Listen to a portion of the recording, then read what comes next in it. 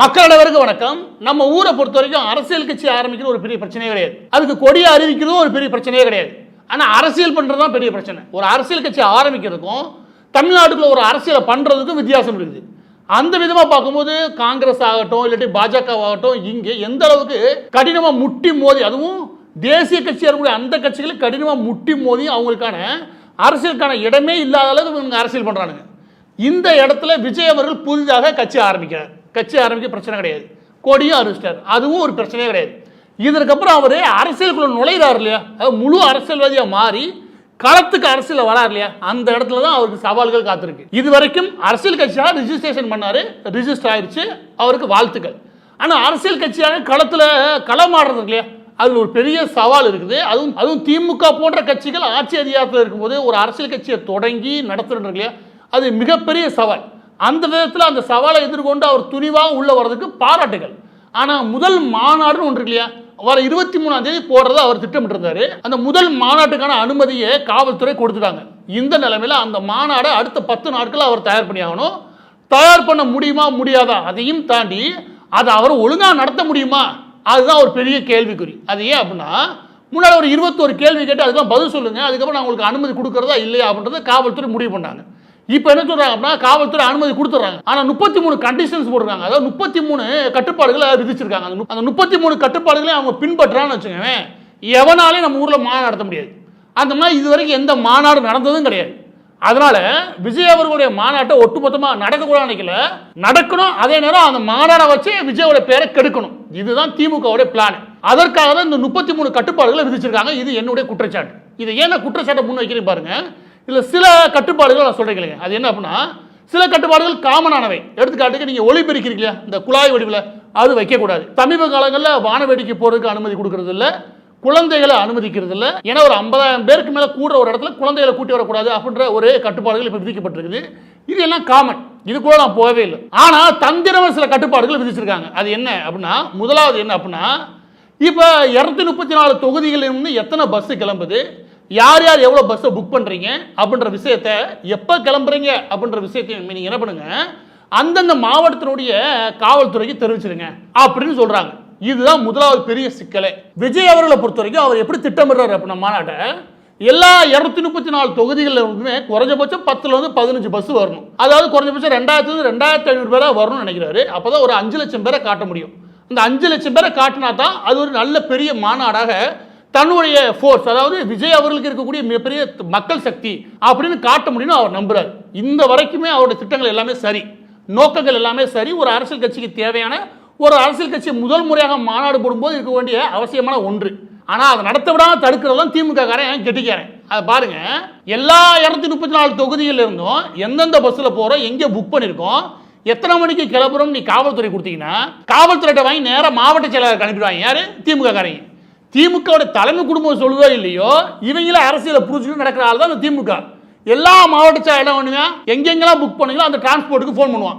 டிரான்ஸ்போர்ட்டுக்கு phone பண்ணி, என்னப்பா நேற்று வந்தவனுக்கா வருஷம் ஃபுல்லாக வியாபாரம் கொடுக்குறோம், எங்களுக்கே வா அப்படின்னு சின்ன வார்த்தை கேட்டால் போதும். தடுத்து நிறுத்தல் தேவையில்ல, திமுகவுடைய மாவட்ட செயலாளருக்கு ஃபோனை போட்டால் போதும், எவனும் பஸ் கொடுக்க மாட்டேன் கேட்டா. ஏன்னா ஊர்லேயே பெரிய ரவுடி கட்சி அந்த கட்சி கண்டிப்பாக கொடுக்க போகிறதில்ல. எடுத்த எடுப்பில் இது மிகப்பெரிய குளறுபடிகளை உருவாக்குற முதலாவது திட்டம். சரி, அதற்கு மேலே இவங்க பஸ்ஸை பிடிச்சி வந்துட்டான்னு வச்சுக்கோங்க, இன்னொரு கட்டுப்பாடு வருது. அது என்ன கேளுங்க, அது அப்படின்னா, மாநாட்டுக்கு நீங்கள் வரீங்க இல்லையா, அந்த வர இடத்துல 1:30, அதாவது மதியம் 1:30 உள்ள வந்துருங்க. மதியம் 1:30 உள்ள வந்துருங்கன்னு ஏதாவது மாநாடு சொல்லி நீங்கள் கேள்விப்பட்டீங்களா? திருச்சியில் ஒரு மாநாடு ஒன்று நடந்துச்சு. யார்? திருச்சியில் 3 வருஷத்துக்கு முன்னாடி திமுக ஒரு மாநாடு ஒன்று 2020 போட்டாங்க. அந்த மாநாடு நடக்கும்போது அதே நேரத்தில் அந்த ரோட்டை நான் கிராஸ் பண்ணியிருக்கேன், முழுமையாக நான் பார்த்துருக்கிறேன். அந்த மாநாட்டுக்கு உள்ள நுழையும் போது கரெக்டாக அவங்க எல்லாரும் 4லேருந்து 5 மணிக்குள்ள நுழைய ஆரம்பிச்சாங்க. எனவே எந்த மாநாடாக இருந்தாலும் சரி, பொதுவாகவே 4 மணிக்கு தான் பெரிய லெவலில் உள்ள நுழைய ஆரம்பிப்பாங்க. இவங்க என்ன கட்டுப்பாடு விதிக்கிறாங்க, 1:30 நீங்கள் வந்துடுன்றாங்க. 1:30 வந்து உட்காரலன்னு வச்சுக்கோங்க, என்ன ஆகும்? இவங்க திட்டப்படி என்னன்னா, இந்த கண்டிஷன்ஸ் எதனால் போடுறாங்க அப்படின்னா, 1:30 வரலையா, அந்த பாதிலே நிப்பாட்டி, எது விழுப்புரம் பக்கத்தில் நடக்குது, பாதிலே நிப்பாட்டியாப்பா 1:30 மணி தான்ப்பா அனுமதி, அதுக்கு அனுமதி இல்லைப்பா, நீங்கள் போயிட்டு வாங்கப்பா சொல்லி திருப்பி விட்டுறலாம். இது உங்களுக்கு புரியுதா? இது திட்டமே அதுக்கு மேலே, அதாவது பஸ்ஸு கிடைக்கடா முதல்ல தடுத்துடலாம், அதுக்கு மேலே நீங்கள் வாங்கிட்டு வந்துட்டான்னு செய்வேன், வர வேலை தடுத்து திருப்பி அனுப்பி விட்டுடலாம். இது 2வது பிளான். 3வது பிளான் என்ன அப்படின்னா, நீ அப்படியே உள்ள நுழைய வச்சிட்ட. எப்படி? நீ தென் மாவட்டங்கள்லேருந்து வரக்கூடிய பஸ் எல்லாம் ஓரளவுக்கு தடுத்து நிறுத்திட. வட மாவட்டங்களுடைய பஸ் எல்லாம் வந்து சேர்றதுக்கு எளிமையான வழிகள் நிறைய இருக்கு விழுப்புரம் பக்கத்தினால. ஏன்னா வட மாவட்டத்தில் கூடிய பஸ்ஸோட எண்ணிக்கை அவங்க கூட்டுறதுக்கான வாய்ப்பு உண்டு, தெரியாமல் கூட்டுறதுக்கு வாய்ப்பு உண்டு. சென்னை போன்ற நகரங்களில் இதில் கட்டுப்பாடுகளை விதிக்க முடியாது. எனவே சென்னையில் ஒட்டுமொத்தமாக நீங்கள் பல்காக புக் பண்ணி ஒட்டுமொத்தமாக நீ மாநாட்டுக்கு தேவையான பஸ் சப்ளை பண்ண முடியும்னா முடியும். அங்கே அந்த மாதிரி ஒரு ஏற்பாடை விஜய் அவர்கள் தரப்பில் பண்ணிடக்கூடாதுன்றதுக்காக 3வது கண்டிஷன் உள்ள வருது. அது என்ன அப்படின்னா, பஸ்ஸை நிப்பாட்டுறதுக்குன்னு விஜய் அவர்கள் தரப்பில் சுமார் 60 ஏக்கருக்கு மேலே 2 பகுதிகளாக வாங்கியிருக்காங்க. எது வாகனங்கள் நிறுத்துறதுக்காக மட்டும், வாகனங்கள் நிறுத்துறதுக்காக மட்டும் வட மாவட்டங்களுக்காக சுமார் 45 ஏக்கரும், தென் மாவட்டங்கள் வராங்க இல்லையா அவங்களுக்கு சுமார் ஒரு 25 ஏக்கரும் வாங்கியிருக்காங்க. எது வாடகைக்கு வாங்கியிருக்காங்க. அந்த இடங்களை நிறுத்த போறோம்னு சொல்லி காட்டுறாங்க. அந்த இடத்துல இருந்து 45 ஏக்கர் இருக்கு இல்லையா, வட மாவட்டத்திலிருந்து வரக்கூடிய வாகனங்கள் நிறுத்துக்கு 45 ஏக்கர் கணக்கு காமிக்கிறாங்களே, இந்த இடத்துல நிறுத்தணும், அந்த இடத்துக்கு கேன்சல் பண்ணிட்டாங்க. கேன்சல் பண்ணிட்டு காவல்துறை என்ன சொல்றாங்க அப்படின்னா, அதுக்கு பதிலாக நீங்க என்ன பண்றீங்கன்னா, ரோட்டுக்கு அந்த பக்கம் இருக்குது, ரோட்டுக்கு இந்த பக்கம் நீங்க பொதுக்கூடம் நடத்திக்க பாருங்க, அதுல ஒரு பகுதி 40 ஏக்கரை பிரிச்சு நீங்க அதுலயே வாகனத்தை நிறுத்திக்கோங்க. இது எவனாவது சொல்லுங்க, நீங்க மனசாட்சியை தொட்டு சொல்லுங்க, யாராவது எந்த மாநாட்டுக்காவது. நான் திரும்ப சொல்றேன், விஜயில யார் கட்சி தொடங்கினாலும் இங்க ஜனநாயக உரிமை உண்டு. விஜய்க்கு ஆதரவோ எதிர்ப்போ அது களத்தில் பார்த்துக்கலாம். ஆனால் ஒருத்தருடைய ஜனநாயக உரிமையை தட்டி பறிக்கிறதுக்கு திமுகவுக்கு என்ன அருகதை இருக்குன்னு நான் கேட்குறேன். நீ அதே மாதிரி கட்சி ஆரம்பித்து உனக்கு இந்த மாதிரி குடைச்சல் கொடுத்துருந்தா நீ கட்சி ஆரம்பிச்சிட முடியுமா? நான் கேட்குறேன். ஒருத்தர் அரசியல் களத்தில் தான் புதிய கட்சியாக பதிவு செஞ்சு உள்ள வந்து தனக்கான முயற்சியில் ஈடுபடும் போது அந்த முயற்சியை தொடங்குறதுக்குமே முடிக்கிறதுக்கு முயற்சி பண்ணுறது பாரு, அது அநியாயம் இல்லையா? எனவே விஜய் அவர்களை பொறுத்த வரைக்கும் 45 ஏக்கர் வாங்கி அந்த இடத்துல வாகனங்களை நிறுத்துன்ற ஏற்பாடு சரி. ஆனா அந்த ஏற்பாடை க்ளோஸ் பண்ணிட்டு ரோட்டுக்கு அந்த பக்கம் இருக்குது, நீங்க நிறுத்துனீங்கன்னு வச்சுக்கோங்க, ரோட்டை கிராஸ் பண்ணி வர வேண்டி இருக்கும். அப்ப ரோட்டை கிராஸ் பண்ணா பறந்தா வருவாங்க, ரோட்டை கிராஸ் பண்ணி வர வேண்டி இருக்கும். எனவே என்ன பண்றீங்க, நீங்க மாநாடு நடத்துறீங்க பாருங்க, அங்கேயே கொண்டு நிப்பாட்டிக்கங்க. அப்படின்னா மாநாடு எங்க நடத்துறது? இந்த கேள்வி வருமா இல்லையா? சுமார் 85 ஏக்கர்ல அந்த இடத்த பிடிச்சிருக்காங்க. அந்த இடத்துல கொண்டு எல்லா பஸ்ஸையும் நிப்பாட்டினா சுமார் எனக்கு தெரிஞ்சு சுமார் ஒரு 45 ஏக்கருக்கு மேலே இந்த பஸ்ஸே பிடிச்சிக்குமே. மீதி இடம் இங்கே இருக்குது. மீதி இடத்துல எங்கேருந்து நீங்கள் ஃபுட்டை ரெடி பண்ணுறது, எங்கே கழிப்பறைகள் ரெடி பண்ணுறது, எந்த இடத்துல தங்கு வசதி உருவாக்குறது, மேடையை போடுறது எங்கே? நீங்களே யோசிச்சுங்க. 40 ஏக்கருக்குள்ள அவர் என்னதான் பண்ண முடியும்? 50,000 பேர் கூட்ட முடியுமா? அந்த அளவுக்கு ஒரு குழப்பத்தை நீங்கள் உருவாக்கலாமா? கேட்டால் அதுக்கு இன்னொரு பதில் ஒன்று வச்சுருக்காங்க. அது என்ன கேளுங்க, அது என்ன அப்படின்னா, அவங்களே 50,000 பேரே கேட்டாங்க. நீங்கள் தான் முதல்ல என்ன சொன்னாங்க அப்படின்னா, இது 4வது பாயிண்ட். இவங்க தான் என்ன சொன்னாங்க அப்படின்னா, போன முறை கேட்டு வரும்போது 28 அப்போ கேட்டு போகும்போது இவங்க என்ன சொன்னாங்க, சுமார் 1 லட்சம் பேர் கூடக்கான வாய்ப்புகள் உண்டு, நாங்கள் எதிர்பார்க்கிறோம் அப்படின்ற அளவில் எல்லாருமே கொடுப்பான்னு வச்சுக்கோங்க. 1 லட்சம் பேர் அப்படின்னு சொல்லி ஒரு 2லேருந்து 3 லட்சம் பேர் கூடக்கான வாய்ப்புகளுக்கு அவங்க முயற்சிகள் பண்ணுவாங்க. இவங்களை பொறுத்த வரைக்கும் 1 லட்சம் சொல்கிறாங்க. 1 லட்சம் 1.5 லட்சம் கணக்கு அமைச்சா எங்கே கிடைக்காது அப்படின்னு சொல்லி ஒரு குழப்பத்தை உருவாக்கி விட்டு இவங்களும் அதுக்கு ப்ரெஷரை போட்டு 50,000 எழுதுங்க அப்படின்னு சொல்லி 50,000 பேருக்கு மாநாட்டுக்கு அனுமதிட்டானுங்க. இவங்களே எழுத சொல்லி இவங்களே அனுமதி வாங்க வச்சு அதுக்குள்ளேயே நடத்திக்கிறோம். என்ன அர்த்தம்? 50,000 பேர் மட்டும் வந்தால் போதும். 50,000 பேர் மட்டும் வந்தால் பெரிய கல்யாணம் நடத்துறாங்க. நான் கேட்குறேன், திருச்சி மாநாடுல இதே மாதிரி ஏதாவது விதிகள் விதிச்சிங்களா? திருச்சி மாநாடுல திமுக எதிர்கட்சி, அப்போ எதிர்கட்சியாக இருந்தபோது நீ எவ்வளோ பெரிய மாநாடு நடத்தின? அந்த மாநாட்டுக்கு எவ்வளோ பேர் வந்துட்டு போனீங்க? அதில் எவ்வளோ அட்டகாசம் பண்ணீங்க? இதே மாதிரி உங்களை ஒரு ஆளுங்கட்சியை உட்காந்து ஒடுக்க நினைச்சு தான் வச்சுக்கோங்க, நீங்கள் சும்மா இருப்பீங்களா? இப்போ உட்காந்துட்டு அவரோட உரிமை, அது முதல் மாநாடு. ஆக மொத்தத்தில் இந்த வாகனங்கள் நிறுத்தம் இருக்குல்லையா, அதை எடுத்தெடுப்புலேயே குழப்புறாங்க. எல்லா நேரமும் இந்த வாகனத்தை குழப்பிட்டாலே, வாகன ஏற்பாடுகளை குழப்பிட்டாலே முடிஞ்சிருச்சு. அந்த ஒட்டுமொத்த மாநாடை கெடுத்து விட்டுறலாம். இதுதான் இவங்கள அடிப்படை திட்டமே. திட்டத்துக்கு ஏற்பதான் இவங்க நிபந்தனைகளை மாற்றி மாற்றி அமைச்சு இந்த ஒட்டுமொத்த மாநாடு நடக்க முடியாத அளவுக்கு ஒரு சிக்கல்களை உருவாக்குறாங்க. இதுதான் நிதர்சனமான உண்மை. இப்போ இன்னொரு கட்டுப்பாடு சொல்றீங்க, இதெல்லாம் விட்டுட்டு இன்னொரு கட்டுப்பாடு என்ன போட்டிருக்காங்க அப்படின்னா, அந்த பஸ்ஸை நிறுத்துறாங்க இல்லையா, அந்த இடத்துல யாராவது ஸ்பேர் திருடுறவங்க தான் வச்சுக்கோங்க, அதையும் நீங்கள் கவனிக்கணும். யாரு? விஜய் ரசிகர்லாம் வந்து எந்தெந்த பஸ் இருக்குது எந்தெந்த வேன் இருக்குன்னு பார்த்து ஸ்பேர் திருட போகிறாங்களா? இது மாதிரி ஏதாவது கட்டுப்பாடு நீங்கள் கேள்விப்பட்டிருக்கீங்களா?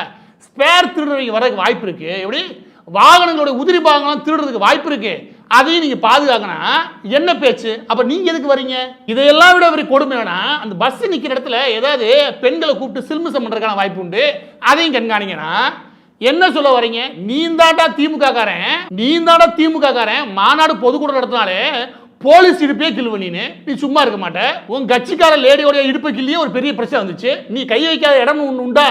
நீ உன் புத்தியை காட்டுறதுக்கு கடைசியா அடுத்தவன் மாநாடு நடக்கும்போது சில்மிசம் பண்ணிடுவாங்கன்னு என்ன பேச்சு பேசுறேன்? அப்ப எடுத்தடுப்புல ஒரு அசிங்கமான ஒரு விஷயத்தை அவன் மீது போடணும். இதெல்லாம் எண்ணம் இடுப்பை கிள்ளுவான என்ன பேச்சு? அதுக்கப்புறம் பேனர் வைக்கிறதுக்கு ஒரு பெரிய கட்டுப்பாடு, அதுக்கப்புறம் எல்இடி வைக்கிறதுக்கு ஒரு கட்டுப்பாடு, அதுக்கப்புறம் ஃபிளாக் ஏற்றுறதுக்கு ஒரு கட்டுப்பாடு. இவங்க திருச்சி நடத்தும் போது 90 அடிக்கு மேலே, ஏறக்குறைய 240 அடிக்கு இவங்க ஒரு பெரிய ஃபிளாக் ஒன்று ஏற்றுறானுங்க. அது ஊர்வலமாக போய் தான் ஏற்றுறானுங்க. ஆனால் இதில் ஊர்வலம் வரக்கூடாதான். இதில் இந்த மாநாட்டுக்கு எவனும் ஊர்வலமா வரக்கூடாது. ஊர்வலம் வராம எப்படி வருவீங்க? அடுத்து என்ன அப்படின்னா, ரோட்லலாம் நீங்க கொடி வைக்க கூடாது. இவங்க மாநாடு நடத்தும் போது நான் அப்படியே திரையில காட்டுறேன் பாருங்க. அந்த மாநாட்டில் அப்படியே இவங்க அப்பா உதயநிதி, இவங்க பக்கத்து ஒரு பக்கத்து, இன்னொரு பக்கம் அப்பா உதயநிதி, தாத்தா கருணாநிதி, அதுக்கப்புறம் பேருக்கு அண்ணாவையும் பெரியாரை நிக்க வச்சு நீங்க வச்ச கட் அவுட் இருக்கு இல்லையா, அது மட்டும் சும்மா 200 அடின்னு நினைக்கிறேன். 200 அடி, அது இருக்கலே பெரிய கட் அவுட் அவங்க வச்சானுங்க. இதையெல்லாம் நீ பண்ணிட்டு அடுத்த என்ன சொல்ற 10 அடியில் கட் அவுட் வைக்க கூடாதுன்னு நீ மிரட்டுறனா, நீ எந்த அளவுக்கு மோசமான அரசியல்வாதியா இருக்கிற. ஆக பதிவோட இறுதியாக நான் சொல்ல வேண்டிய விஷயம் என்ன அப்படின்னா, விஜய் அவர்களை களத்துல எதிர்க்கிறோம், ஆதரிக்கிறோம். இதெல்லாம் அரசியலுக்குள்ள அவர் வந்ததுக்கு அப்புறம் களத்தில் அவர் என்ன சொல்லி வரான்றதை பொறுத்த வரைக்கும் அதுலலாம் எந்த மாற்று கருத்தும் கிடையாது. அவர் ஆதரிக்கிறோமோ எதிர்க்கிறோமோ அது அடுத்த கொஸ்டின். ஆனால் விஷயம் என்ன அப்படின்னா, அவர் வரவே கூடாது, அவர் அழிக்கணும் ஆரம்பத்திலேயே அப்படின்ற எண்ணம் இருக்கு பாருங்களேன், அது நியாயமான எண்ணம் கிடையாது. அதற்காக உங்களுடைய அதிகாரத்தை பயன்படுத்தி ஒரு மாநாட்டுக்கு இவ்வளவு மோசமான சிக்கல்களை நீங்க உருவாக்குறீங்கன்னா அதை கண்டிக்க வேண்டியது எல்லாருடைய கடமை. ஏன்னா இன்னைக்கு இவர் இருக்குன்னு வச்சுக்கோங்க, நாளைக்கு இன்னொருத்தர் இதான முயற்சியில் வராருன்னு வச்சுக்கோங்க, அவருக்கும் இதே தான் நடக்கும். இன்னொரு பக்கம் என்ன அப்படின்னா, இந்த மாதிரி தடைகள்லாம் வருது வச்சுக்கோங்க, உடனே நீங்க ஆன்லைனில் உட்காந்து தடைகள்ல உடை விஜய் அது படை அப்படின்னு ஏதோ ஒன்று வசனம் எழுதியிருக்கேன் வச்சுக்கோங்க. திரும்பவும் சொல்றேன், ஆன்லைன் எழுதுகிற கோஷ்டியை நம்பி தயவுசெய்து அரசியல் கட்சி ஆரம்பிக்காதீங்க. அது மிகப்பெரிய ஃப்ளாப்பு, அது மிகப்பெரிய தோல்வியில் கொண்டு போய் முடியும். ஏன்னா ஆன்லைனில் எழுதாம பாருங்க, அவன் எவனும் எந்த போட்டு வரப்போறதே கிடையாது. மாநாடு நடத்துறதுனா என்ன, ஒரு மாநாடு எப்படி நடத்தப்படணும், அது எப்படி முடிக்கப்படணும், அதுக்கான அனுபவம்னா என்ன, அதில் எப்படி கூட்டத்தை கூட்டுறது, அது எந்த மாதிரி கொள்கை பிரகடனங்கள் பண்ணணும், இது எல்லாமே இங்கே கைவந்த கலையாக இங்கே அனுபவமான நபர்கள் உண்டு. எடுத்துக்காட்டுக்கு விஜயகாந்த் அவர்கள் வரும்போது பண்ருட்டியார் இருந்தார். இந்த மாதிரி அனுபவமான நபர்கள், இல்லாட்டி இந்த களத்தில் இருந்த நபர்கள், ரிட்டையர்டான IAS IPSலாம் இதுக்கு உதவ மாட்டாங்க. அரசியல்வாதியாகவே களத்தில் நின்றுவான் பாருங்க, அவன் தான் உதவுவான். இந்த மாதிரியான அனுபவம் மிக்க களத்தை எப்படி எதிர்கொள்ளணும் தெரியக்கூடிய நபர்கள் இருக்காங்களே, இந்த நபர்களுடைய ஆலோசனை இல்லை இந்த நபர்களுடைய ஆதரவு விஜய் அவர்களுக்கு இல்லையோ, வெறும் புசி ஆனந்தன் ஒருத்தரை நம்பி இத்தனை வேலைகளில் ஈடுபடுறாரோ அப்படின்ற ஒரு வருத்தம் இருக்குது. ஏன் அப்படின்னா, அவருடைய ரசிகர்களை மேய்க்கிறது இல்லையா, அது ரசிகர் மன்றமா மேய்ச்சிட்டு போயிடுவார். ஏன்னா ஆனந்த் தான் எல்லா பவர் இருக்குது அப்படின்னா, டே வாடா டே போடா, ஏன்னா அது உங்க கட்டடத்துக்குள்ள அவங்களும் கேட்டுக்குவாங்க, ஒரு போட்டோ எடுத்தா போதுன்னு அவங்களோட ரசிகர்கள் நினைப்பாங்க, அவ்வளவுதான். ஆனால் மாநாடுன்றது அரசியல்ன்றது இவ்வளோ குடைச்சலும் சேர்ந்து தான் வரும். எங்களை வரக்கூடாது நீங்கள் சொல்லக்கூடாது. ஆனால் இந்த குடைச்சலாம் எதிர்கொள்கிற அளவுக்கு நமக்கு போதுமான பலம் தேவை. அதாவது இதையெல்லாம் செய்வாங்கன்னு எங்களுக்கு தெரியும், ஆனால் இதையெல்லாம் செய்வாங்கன்னு தெரிஞ்சு அதை எதிர்கொள்றதுக்கு போதிய ஏற்பாடு நம்மகிட்ட இருக்கணும். ஆனந்தை நம்பி போறாரு, புசி ஆனந்தை மட்டும் நம்பி அவர் முழு வேலையை அவர் ஈடுபடுறாருன்னா இதை ஈஸியாக காலி பண்ணினா திமுக காரன் என்னால் உறுதியாக சொல்ல முடியும். அதனால அவங்க அமைதியாக இருக்காங்க, எந்த விதமாக கத்தவே இல்லை. வாங்க பாஸ், நீ வந்ததுக்கு அப்புறம் இருக்குது நாங்கள் யாருன்னு, நீ வந்ததுக்கு அப்புறம் முதல் மாநாட்டிலே பாருங்க எங்களுடைய அரசியலை அப்படின்னு அவன் காத்துக்கு நிற்கிறேன். எனவே திமுகன்ற அயோக்கிய கும்பலை புரிஞ்சுக்கிற, அதை தெரிஞ்சுக்கிட்ட, அதை எதிர்கொள்கிற பக்குவம் இருக்கக்கூடிய போதிய அனுபவஸ்தரோட விஜய் அவர்கள் களத்துக்கு வருது அவருக்கு நல்லது, அவருடைய நோக்கத்துக்கு நல்லது.